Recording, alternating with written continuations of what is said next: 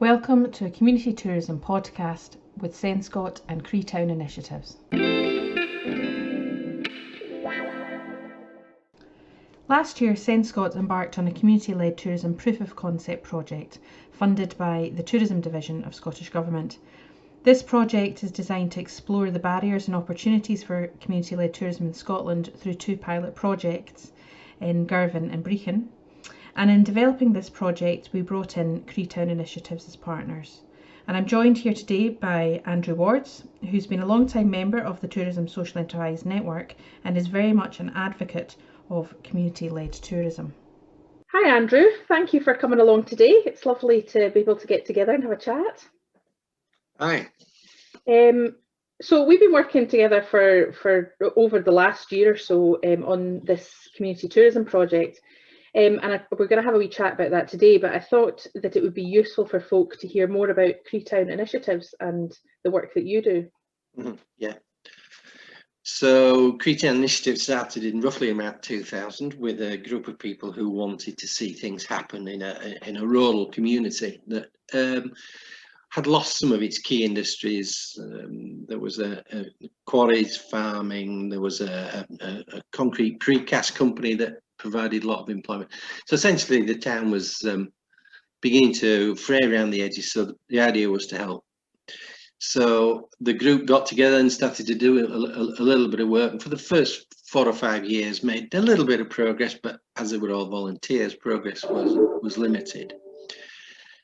They then took on a project worker in 2006, and that was a catalyst for things really moving forward.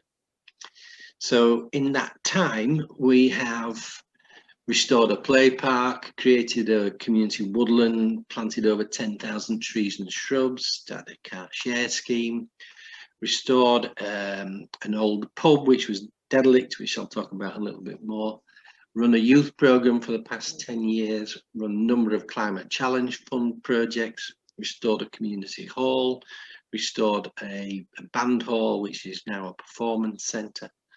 So progress was considerable, but it was down to resource and it was down to capacity. To back that up, what we've developed as a model is we actually have a consultancy which goes out and earns money by working for other communities, and that then supports the work that we do here in Creetown. So in 2006, Creetown employed one person. We now employ 14 people, and we have 3 associates that work with us if we're doing consultancy work. In relation to this project, the important thing I think is the Barhome Enterprise Centre, which was a derelict building, trees growing out the roof, funded by the lottery and a number of other smaller funders, but primarily the lottery. We've created an enterprise centre with a 30-bed accommodation block, a charity shop, an art and crafts cooperative, rented office space, a bike hire and repair service. The beds are what really generate the most income. Before COVID, we were running at 80% occupancy levels. It's not a bunkhouse, but it is a bunkhouse. It's budget accommodation. We don't provide food other than we have common room where people can make a cup of tea and a slice of toast. Primarily what we offer is a cheap bed. Every room is en suite, it's done to a very high standard, and it's been extremely successful.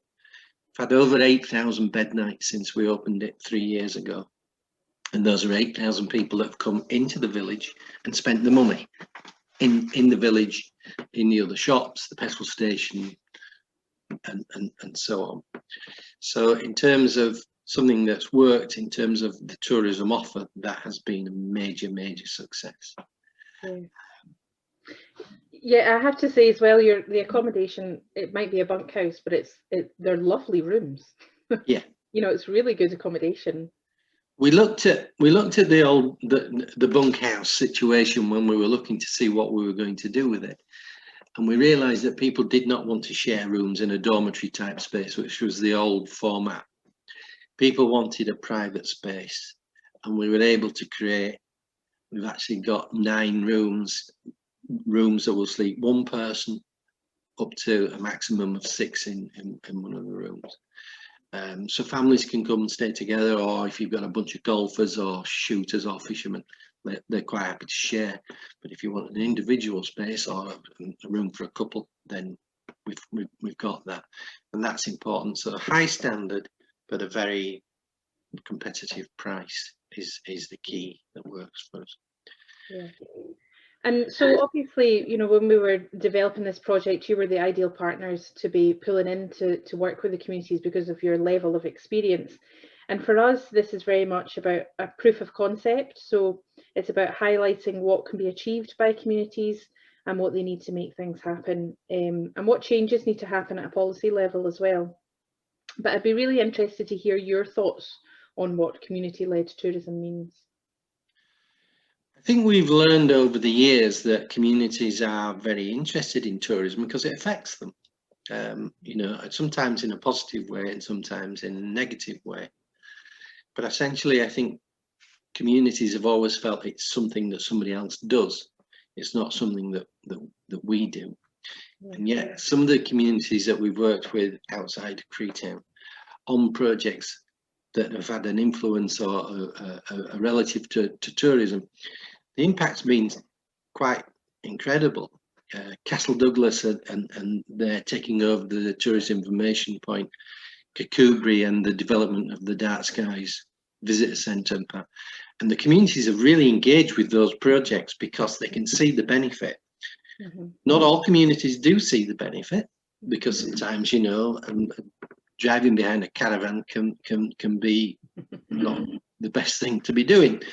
But in the main, when communities understand what tourism can do, they can really get involved and they can make a big difference. Because if people who are coming to the town or village or city, whatever, are not welcomed by people who live there, that sends a negative vibe along the whole process. So what I think we've learned more than anything is that communities that have got engaged have also had the capacity and the support to make it work. And without that capacity and support to actually make things happen, they will struggle. And that's a constant issue with these types of projects. Probably one of the biggest things is that quite often funding to support this sort of work, it might be a project worker or whatever, it's quite often short term. So it might be 12 months. And we need to look, if we're going to develop some of these key projects, we need to have a long-term view of this. We need 3 years funding, I would say, as a minimum to make things work. I think communication between the bigger agencies and communities needs to be improved. I think that's definitely something that's missing. But I think also it's not a one-way thing. We look to these agencies and think, what are you going to do for us? What are you going to do for us? The agencies actually should be telling us what we can do for them as well. And I don't think that happens particularly. So I think there's an opportunity for that to work both ways. How communities can tie into the Scottish tourism offer and how they can support it, not completely the other way. It works both ways. Communication flowing in both directions. So working with the two communities of Brechin and Girvan at the moment, and things are working well. Do you want to share a little bit about both of the communities? Yeah, well, I think certainly we knew a little bit about Girvan because we're over this way, but we didn't know an awful lot about Brechin. And what's really interesting is that once you go to these places, you suddenly discover all these hidden gems that they have.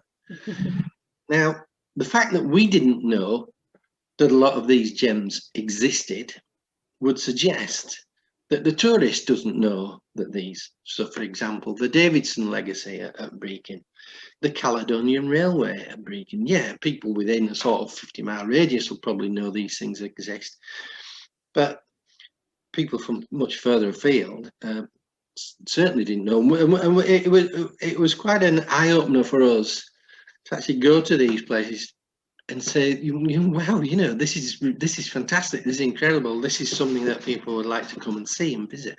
Yeah.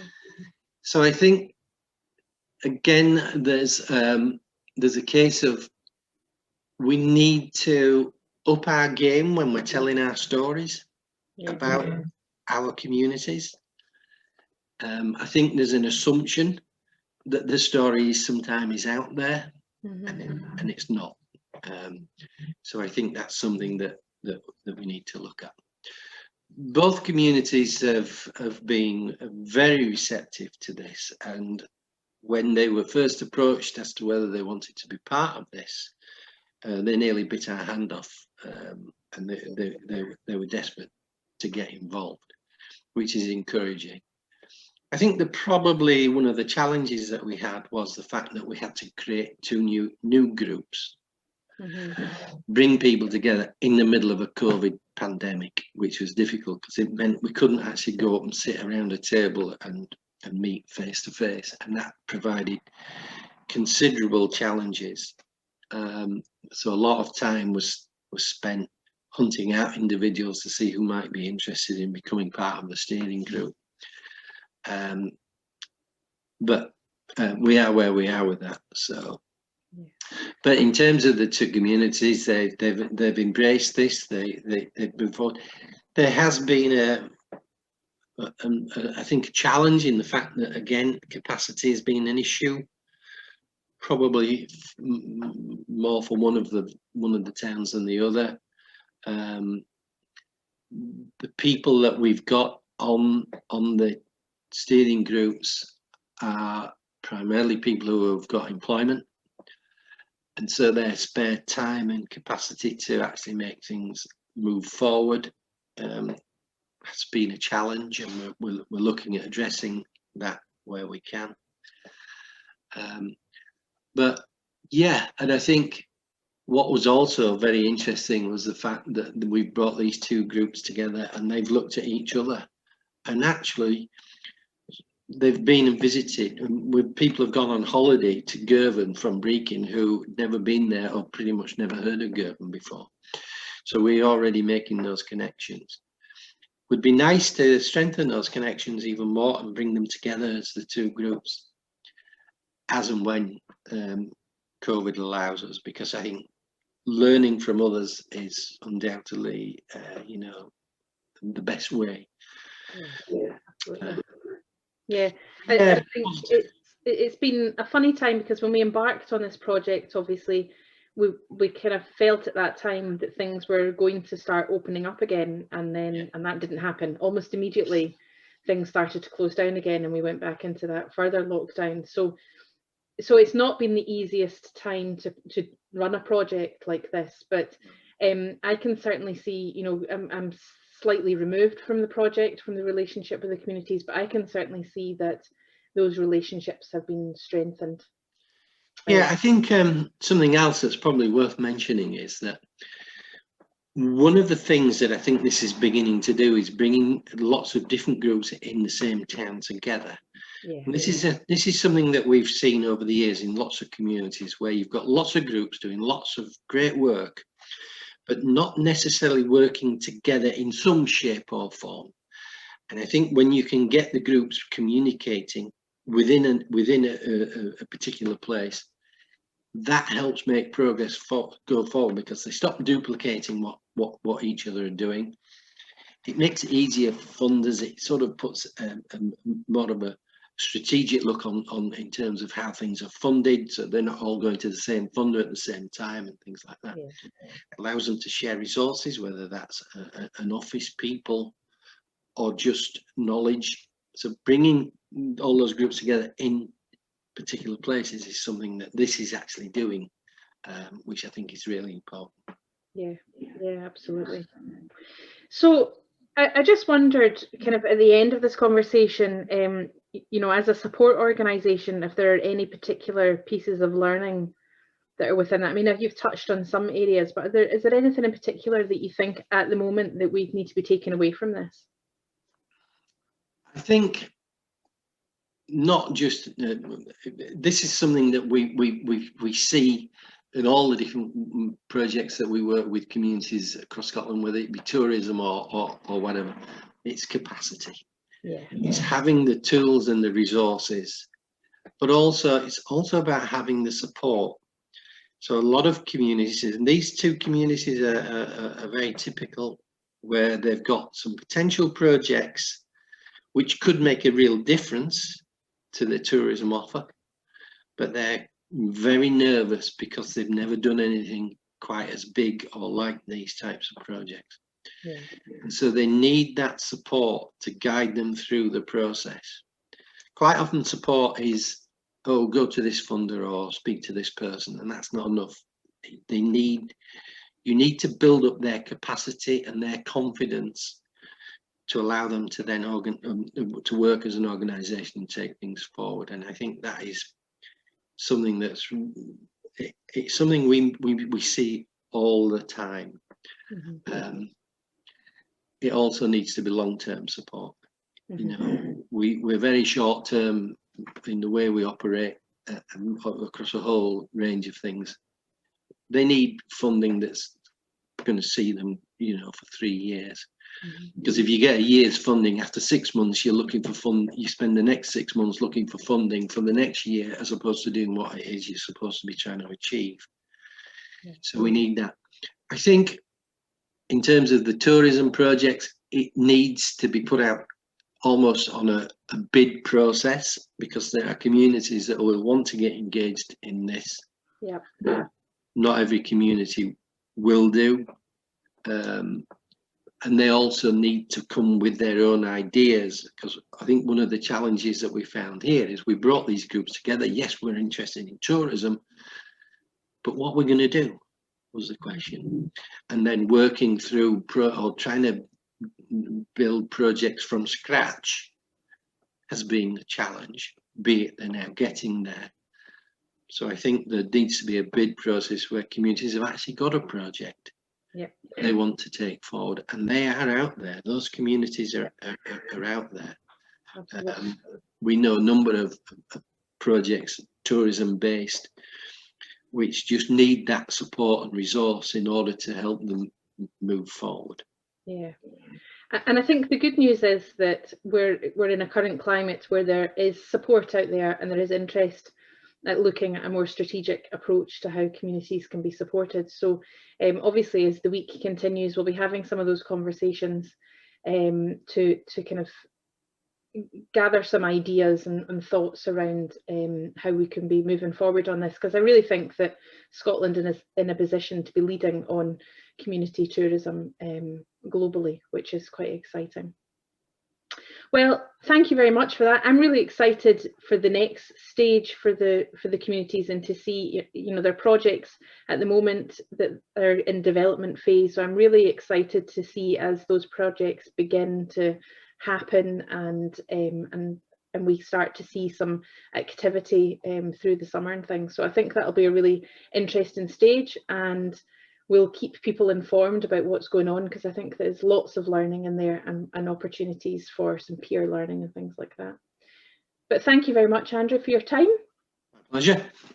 It was good to chat, and hopefully we'll see you online through the week, chatting to folk. Lovely. Thank you very much. Thank you. Cheers.